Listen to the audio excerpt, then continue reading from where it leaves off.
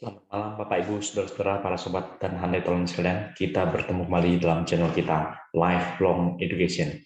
Pada malam hari ini kita akan membahas satu tema yang menarik sekali.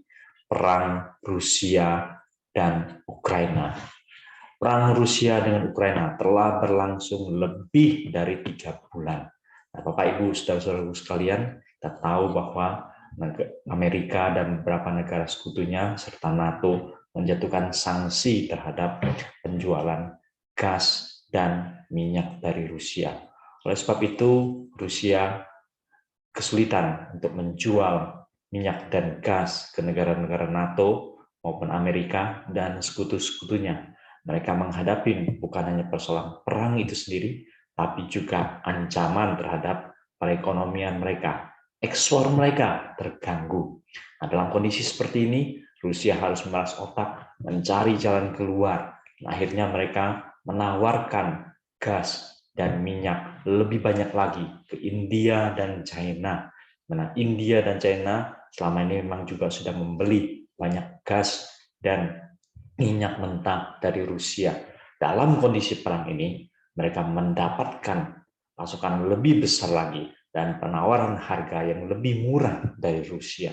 Begitulah cara Rusia mencari jalan keluar untuk penjualan minyak bumi dan gas mereka. Dan dengan demikian, India misalnya, mereka membeli minyak mentah, mengolahnya, setelah menyulingnya, mereka menjualnya ke negara-negara barat yang tidak mau membeli minyak langsung dari Rusia, tidak mau membeli langsung gas dari Rusia. Kan tetapi Bapak Ibu dan saudara-saudaraku sekalian, kita tahu bahwa dimanapun peperangan terjadi, peperangan pasti merugikan dua belah pihak yang berperang, begitu juga negara-negara lain yang selama ini punya kait-mengait dengan kedua negara tersebut yang sedang berperang. Satu hal yang paling nyata adalah bahwa peperangan akan membawa banyak korban jiwa. Peperangan membawa kerusakan di sana-sini. Peperangan menghentikan kegiatan pendidikan. Peperangan menghentikan aktivitas ekonomi. Ada banyak orang harus melarikan diri, hidup sebagai pengungsi di mana-mana. Peperangan bukan hanya merugikan bagi kedua negara yang berperang, tapi peperangan juga membawa akibat bagi berbagai negara lain yang selama ini terkait dengan Rusia maupun Ukraina. Kita harus sadari betul hal ini. Karena itu Bapak Ibu dan saudara-saudaraku sekalian, berbagai upaya harus dilakukan untuk segera dapat mengakhiri peperangan ini. Sudah lebih dari 3 bulan.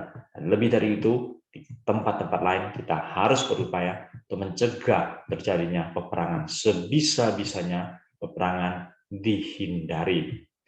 Apa yang terjadi dalam peperangan bisa kita ringkaskan dengan peribahasa yang singkat ini.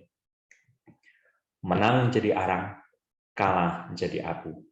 Kalah jadi abu, menang jadi arang. Ada pihak-pihak yang diuntungkan, tapi lebih banyak pihak-pihak yang dirugikan. Ada sebagian pihak-pihak yang diuntungkan dengan peperangan ini, tapi ada banyak pihak yang dirugikan dengan terjadinya peperangan ini. Demikianlah bahasan kita pada malam hari ini. Selamat malam, sampai bertemu kembali dalam channel kita yang berikutnya dengan tema-tema yang lebih menarik lagi. Selamat malam.